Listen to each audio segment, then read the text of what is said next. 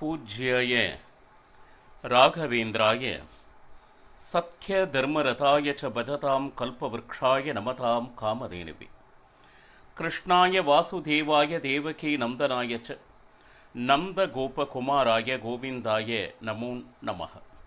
ஐந்தாவது வேதம் என்று போற்றப்படும் மகாபாரதம் பார்த்து வருகிறோம். தர்மத்தின்படி கிடைக்க வேண்டிய ராஜ்யத்தை பெற வேண்டி பலமுறை கேட்டும் திருப்பி தராத கௌரவாதிகளை சந்தித்து ராஜ்யத்தை பெற்றுத்தர பகவான் கிருஷ்ணரிடம் பாண்டவர்கள் பணிக்க ஹஸ்தினபுரம் சென்று திருதராஷ்டிரனுக்கு வேண்டிய உபதேசங்களை கூறி அவரை தொடர்ந்து பரசுராமர், கண்வரிஷிகள், நாரதர், காந்தாரி அத்தனை பேரும் நல்ல நல்ல விஷயங்களை எடுத்து கூறி எதனையும் திருதராஷ்டிரனோ துரியோதனனோ செவிமடுக்கவில்லை. மாறாக தூதுவனாக வந்த பகவான் கிருஷ்ணனையே கட்டி போட எத்தனிக்க பக்தர்களுக்கு விஸ்வரூப தரிசனத்தை காண்பித்து மகிழ்வித்தான். இதற்கு தீர்வு யுத்தம் ஒன்றே என்று தீர்மானித்து பகவான் கிருஷ்ணன் அங்கிருந்து கிளம்பி குந்தியை சந்தித்து உன்னுடைய பிள்ளைகளிடம் சொல்ல வேண்டியது ஏதேனும் இருக்கிறதா என்று கேட்க மிக நீண்ட உபதேசத்தை சத்திரிய தாய் தன்னுடைய மக்களுக்கு எப்படியெல்லாம் தைரியமாக விஷயத்தை கூற வேண்டுமோ அதனை கூறினார். இதனை கேட்ட பீஷ்ம துரோணாதிகளும் தங்களதுடைய பங்கிற்கு துரியோதனிடம், அப்பா, நீ நினைப்பது போல் பாண்டவர்கள் வெல்வது அப்படிங்கிறது ரொம்ப சாமானிய காரியம் அல்ல. அவர்களது ராஜ்யத்தை திருப்பி கொடுத்து விடு, பிரஜைகள் அத்தனை பேரும் நன்றாக இருக்கலாம் என்று கூறியும் அதனையும் ஏற்கவில்லை. கர்ணனை பகவான் கிருஷ்ணன் சந்தித்து அவனுடைய பிறப்பினுடைய ரகசியத்தை கூற, பாண்டவர்களில் மூத்தவன் நீயே ராஜ்யம் ஆள வேண்டும் அப்படின்னு கூறியும் அதனை மறுத்தான் கர்ணன். இவ்வளவு தூரம் சொல்லியும் தர்மத்தின் பக்கம் நிற்கும் ஆசை உன்னிடம் இல்லை என்பதை நான் அறிந்தேன் என்று அங்கிருந்து கிளம்பி பகவான் கிருஷ்ணன் உபப்ளாவ நகரத்திற்கு விரைந்தார். இங்கு என்ன நடந்ததோ அதை பாண்டவர்களிடம் கூறினான். இன்னும் 7 நாளில் யுத்தம் என்பதை அறிந்தவுடன் தர்மராஜன் குருக்ஷேத்திரத்திற்கு சென்று கூடாரங்களை அமைத்து யாக யஜ்ஞங்களை செய்து தான தர்மங்களை அளித்தார். துரியோதனன் சகுனியினுடைய மகனான உலூக்கனை சந்தித்து மற்றவர் மனதை எப்படியெல்லாம் காயப்படுத்த முடியுமோ அப்பேற்பட்ட உபதேசத்தை உலூக்கன் கொண்டு வந்து பாண்டவர்களிடம் கூற, அதனையும் கேட்டுவிட்டு நீ தாராளமாக இங்கு இருக்கலாம், செல்ல வேண்டும் என்றால் செல்லலாம் என்று அவனோடு பரிவோடு பேசிய தர்மராஜன். இதுதான் அவனுடைய பலம் மற்றும் பலவீனம். எதிரிகளிடம் தயை காண்பிக்கக்கூடிய இந்த உதார குணம் தர்மராஜனிடம் இருந்தது. இப்போ போரில் யார் வெல்வார்கள், அப்பதை சகுனம் மூலமாக ஏதோ தெரிந்து கொள்ள முடியுமா என்று திருதராஷ்டிரன் கேட்க வேதவியாசர் சகுன சாஸ்திரத்தை விளக்கினார். சஞ்சயனுக்கு திவ்ய திருஷ்டிதனை கொடுத்து கிளம்பினார். இந்த உலகம் எப்படி தோன்றியது, பஞ்ச பூதங்கள், அதனுடைய குணங்கள் என்ன என்பதை கேட்டறிந்தான். சிறிது நாள் கழித்து சஞ்சயன் வர, அப்பா, மகாபாரத போர் என்ன ஆயிற்று அப்படின்னு ஆர்வமுடன் கேட்க, 10வது நாள் போரில் பீஷ்மர் வீழ்ந்தார் என்ற வார்த்தையோடு சஞ்சயன் ஆரம்பிக்க பதைத்தார் திருதராஷ்டிரன். ஐயோ, அஸ்தினபுரத்தினுடைய ஆணிவேரே சாய்ந்து விட்டதே, எப்படியாவது என்னுடைய பிள்ளைகளை அவர் காப்பார் என்று நம்பி இருந்தேனே, அவர்களுக்கு சாவிற்கு நானே காரணமாகி விட்டேனே என்று புலம்பத் தொடங்கினான் திருதராஷ்டிரன். பீஷ்மரே வீழ்ந்தார் என்றால் என்ன நடந்து கொண்டிருக்கிறது என்பதனை சற்று விரிவாக கூறு என்று திருதராஷ்டிரன் ஆர்வமுடன் கேட்க, முதல் நாளிலிருந்து மகாபாரத போரினை விளக்க ஆரம்பித்தான் சஞ்சயன். திருதராஷ்டிரன் கேட்டுக்கொண்டிருக்கும்படி 13வது நாள் யுத்தத்தில் யாருமே செல்ல முடியாத அந்த பத்ம வியூகத்தை உடைத்துக்கொண்டு ஒருவனாக அபிமன்யு சென்று தன் எதிரில் யாரும் நிற்க முடியாதபடி அப்பேற்பட்ட பராக்கிரமத்தை காண்பித்துக் கொண்டிருந்த வேளையிலே நேர் நின்று இவனை வீழ்த்த முடியாது என்று துரோணர் கூற, கர்ணன் அபிமன்யு பின்புறம் சென்று அவனுடைய தனுசை முறித்தான். அவனுடைய ரதத்தை, அவனுடைய குதிரையை, இது அனைத்தையும் என்ன சொல்லுது, சேதப்படுத்த ஒருவனாக இருந்து அனைத்து மகாரதிகளும் அவன் மேல் அம்பினை தொடுக்க, கடையில் துசாசனன் மகன் கதையால் ஓங்கி அடைக்க கடைசி வரையில் கௌரவ சேனைகளுக்கு ஒரு சிம்ம சொப்பனமாக இருந்து அபிமன்யு உயிர் நீத்தார். கவலையுடன் தர்மராஜன் அமர்ந்திருந்தான். இனி அர்ஜுனனுக்கு நான் என்ன பதில் சொல்வேன் என்று கவலையோடு இருக்கும் பொழுது பாருங்க, பக்தர்கள் கவலையுற்றால் பகவான் தானாக தேடி வரக்கூடிய கட்டம் மகாபாரதம்.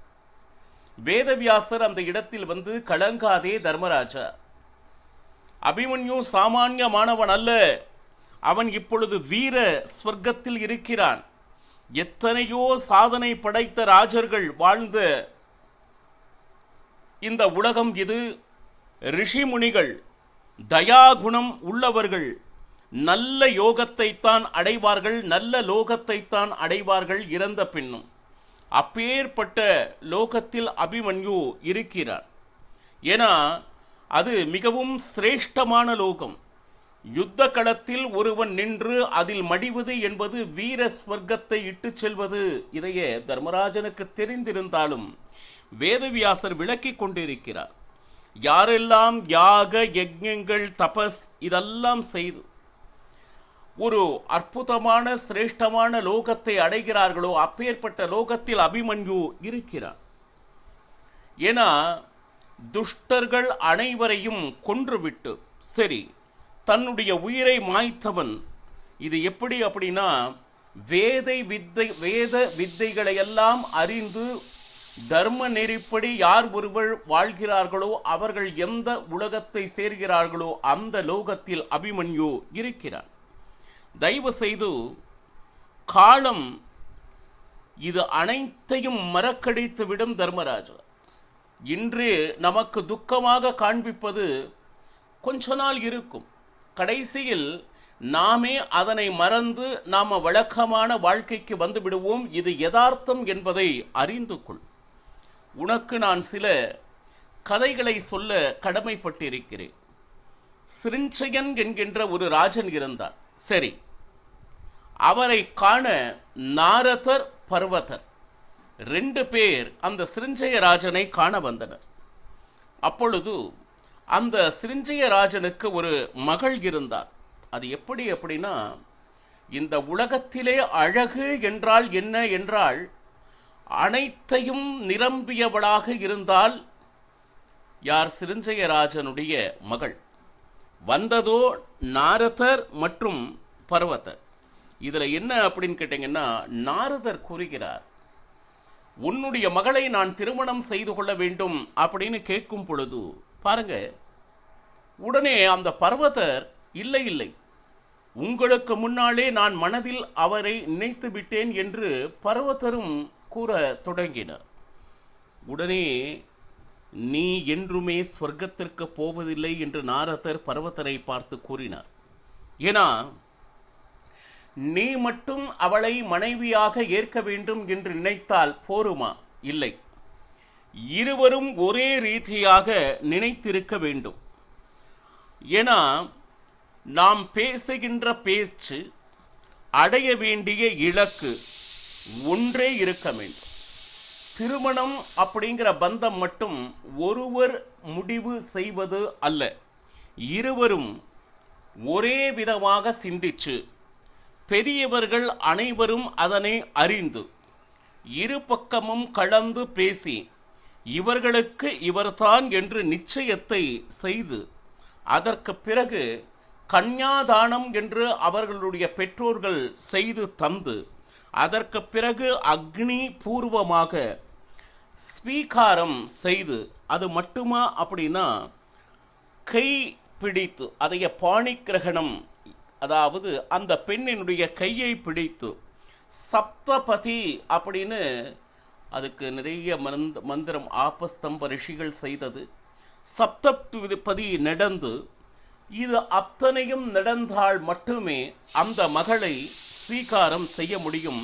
இது சாஸ்திரம். ஆனா நீ மனதில் வரித்ததாக தவறாக நினைத்து கொண்டிருக்கிறாய் அப்படின்னு பர்வதருக்கு நாரதர் சொல்றார். இதுல இப்போ இந்த இடத்துல அதற்கு பிறகு நாரதருக்கு திருமணம் ஆனதா, கொடுத்தாரா இல்லையா என்பதை மகாபாரதம் விளக்கவில்லை.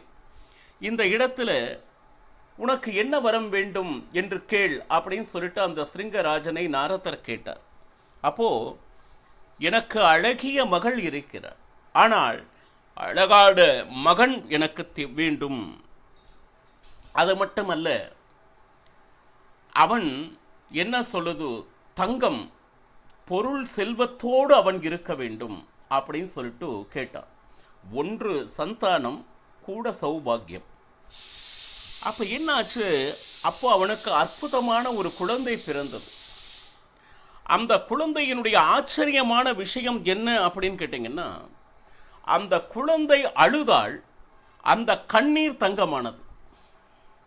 இந்த மலமூத்திரம்னு என்று சொல்வாங்க இல்லையா, அது அனைத்துமே தங்கமானது. ஏன், அந்த குழந்தை வியர்வை, அந்த வியர்வையும் தங்கமானது. அப்ப என்னாச்சு, அந்த குழந்தை காலை முதல் மாலை வரை அந்த தங்க மழை பொழிது கொண்டிருந்தது. ஒரு பக்கம் சந்தான பிராப்தி, அதனால் சௌபாகியம் சூழ்ந்து எங்கு நோக்கினும் தங்கம். அந்த மாதிரி அவனுடைய வீடு, அரண்மனை அனைத்துமே தங்கத்தினால் ஆனது. அவனுக்கு ஸ்வர்ணஸ்டிவி அப்படிங்கிற பெயர் வச்சாங்க, ஸ்வர்ணஸ்டிவி அப்படின்னு சொல்லிட்டு. அப்போ இந்த விஷயம் அப்படியே இந்த ஊருக்கு தெரிய ஆரம்பிக்க, அதில் சில திருடர்களுக்கும் இந்த விஷயம் தெரிந்தது. ஓஹோ, இந்த குழந்தைகிட்டத்தான் தங்கம் இருக்கும் புலருக்கு, குழந்தை பிறந்த பின்னால் தான் இந்த அரண்மனை முழுக்க தங்கமாக இருக்கிறது. அப்போ குழந்தையை நாம் கவர்ந்து வந்து விட வேண்டும் என்று திட்டம் தீட்டி திருடர்கள் அரண்மனைக்குள் புகுந்து அந்த குழந்தையை கடத்தி சென்றனர். சரி, கடத்தி சென்றவர்கள் என்ன செய்தார்கள் தெரியுமா?